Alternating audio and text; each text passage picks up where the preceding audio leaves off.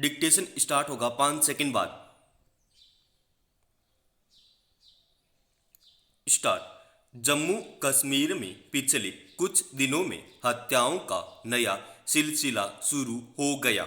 आतंकी जिस तरह से बेकसूर लोगों को निशाना बना रहे हैं, उससे 90 के दशक का दौर स्मरण तो हो आता है। तब घाटी में आतंकवाद ने सिर उठाना शुरू ही किया था। उस समय भी चुन चुनकर कश्मीरी पंडितों को मारा गया। उसके बाद वहां से बड़ी संख्या में हिंदुओं का पलायन हुआ। तब से घाटी में आतंक का एक लंबा इतिहास लिखा जा चुका है। प्रधानमंत्री नरेंद्र मोदी के सत्ता संभालने के बाद जम्मू कश्मीर केंद्र की सर्वोच्च प्राथमिकता में रहा है।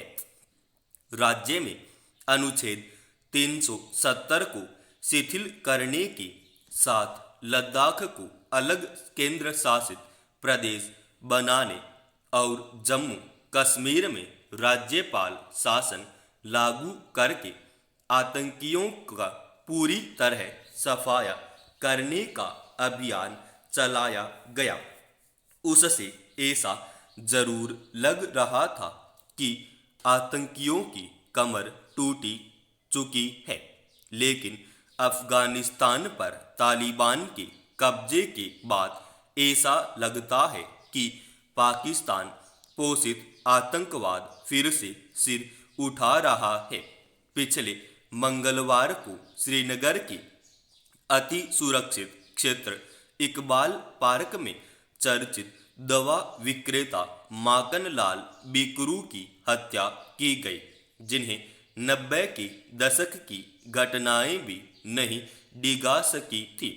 उसी दिन लाल बाजार इलाके में फुटपाथ पर भेलपूरी बेचने वाले को मार डाला गया, तो बांदीपोरा जिले में एक आम नागरिक की हत्या कर दी गई। उससे पहले शनिवार को श्रीनगर में मोहम्मद माजिद अहमद गोजरी और मोहम्मद शफी डार की हत्या इसलिए कर दी गई कि उन पर सुरक्षा बलों के लिए मुखबिरी का शक था। इन हत्याओं के सदमे से घाटी अभी उभरी भी नहीं थी कि गुरुवार को एक स्कूल में घुसकर आतंकियों ने प्रिंसिपल और टीचर को गोली मार दी। इन हमलों में खास बात यह देखी जा रही है कि कश्मीरी पंडितों, सिखों या अन्य गैर मुस्लिमों पर लक्षित हमले किए जा रहे हैं। स्थानीय मुस्लिमों को सुरक्षा बलों की मदद करने के कारण टारगेट किया जा रहा है। मारे गए स्कूल टीचर दीपक चांद के परिजन का कथन कश्मीर स्वर्ग नहीं नरक है। हमें 30 सालों से निशाना बनाया जा रहा है।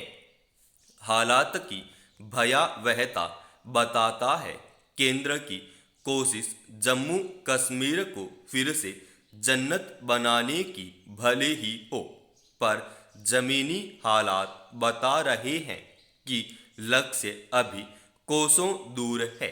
घाटी में हुए ताजा आतंकी वारदात सरकार की उस कोशिश को पलीता लगाने वाली है, जिसके तहत कश्मीरी पंडितों को फिर से वहां बसाने की प्रयास हो रहे हैं। घाटी का मिजाज सांप्रदायिक सौहार्द वाला रहा है, इसलिए अब ऐसी घटनाएं होती हैं तो वहां की बहुसंख्यक आबादी की ज़्यादा जिम्मेदारी बनती है कि वह मुखर होकर इसका विरोध करे। अब त्योहारी मौसम शुरू हो चुका है। आमतौर पर नवरात्रि और दिवाली के समय लोग, मगर ताजा सर्वेक्षण के आंकड़े निराश करने वाले हैं। दिल्ली और राष्ट्रीय राजधानी क्षेत्र में घर खरीदने को लेकर लोगों का उत्साह नहीं बन पा रहा। दिल्ली और इसके सटे शहरों में मकानों की बिक्री 11% घटी है, जबकि भवन निर्माण में बढ़ोतरी दर्ज हुई है। हालांकि देश के कुछ महानगरों में घर खरीदने की दर में कुछ बढ़ोतरी दर्ज हुई है, मगर कोलकाता और दिल्ली राष्ट्रीय राजधानी क्षेत्र में यह घटी है। कोलकाता में सबसे अधिक 22% कमी दर्ज हुई है।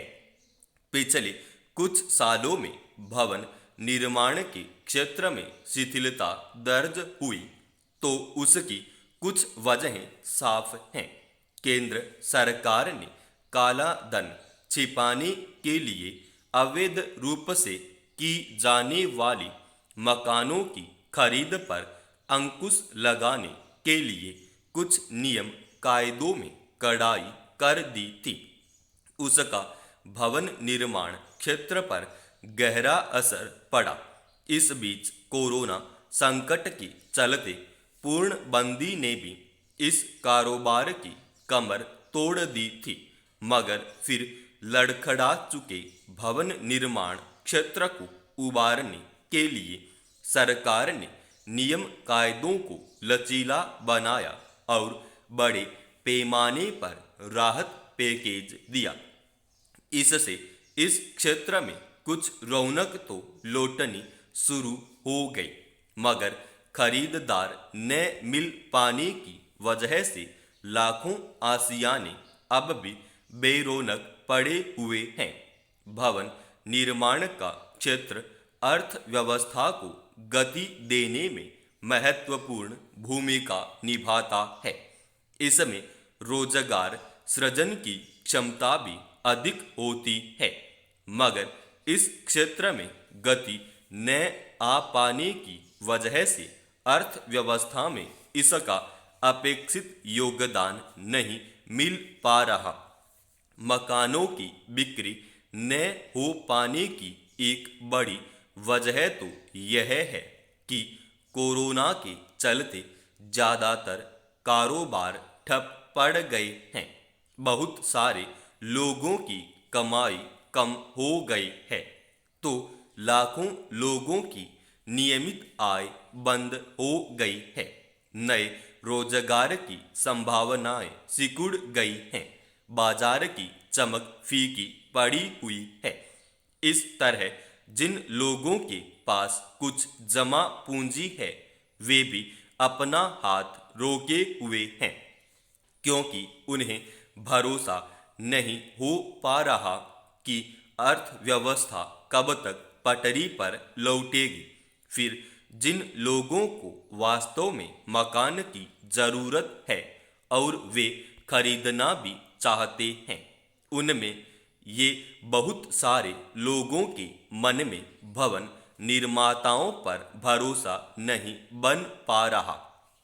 पिछले दिनों जिस तरह अदालत ने कुछ भवन निर्माताओं के खिलाफ अनियमितता के मामले में कड़ी कार्रवाई करने तैयार अटालिकाओं को ढहा देने के आदेश दिए, उससे ग्राहकों का विश्वास काफी डगमगाया है। जिन लोगों ने विवादित अटालिकाओं में भवन खरीदे थे, उन्हें समय पर मकान मिलना तो दूर, उनकी जमा पूंजी भी फंस गई। इस तरह अनेक सोसाइटियों के लगभग तैयार भवन कानूनी अड़चनों की वजह से वीरान पड़े हैं। हालांकि भवन निर्माताओं और निवेशकों ने बार बार सरकार से गुहार लगाई कि उन भवनों को किसी तरह विवाद से बाहर निकाले, मगर सरकार कोई रास्ता नहीं निकाल सकी। यह कहीं न कहीं सरकार की विफलता ही कही जाएगी कि भवन निर्माता नियम कायदों की अनदेखी करके या उसकी आंखों में धूल झोंक कर अनियमितता की कोशिश करते हैं। इस तरह अगर दिल्ली और राष्ट्रीय राजधानी क्षेत्र में ग्राहकों का विश्वास डोला हुआ है और वे जरूरत होने के बावजूद मकान खरीदने की हिम्मत नहीं जुटा पा रहे, तो विश्वास बहाली के लिए व्यावहारिक उपाय सरकार को ही तलाश करने पड़ेंगे। समाप्त।